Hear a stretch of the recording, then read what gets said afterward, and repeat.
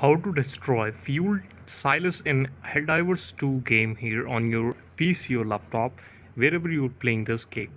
Hey guys, welcome back to the channel again, and in this video I'll be simply showing you a step-by-step guide to perform this action, or how can you simply do this thing on your PC.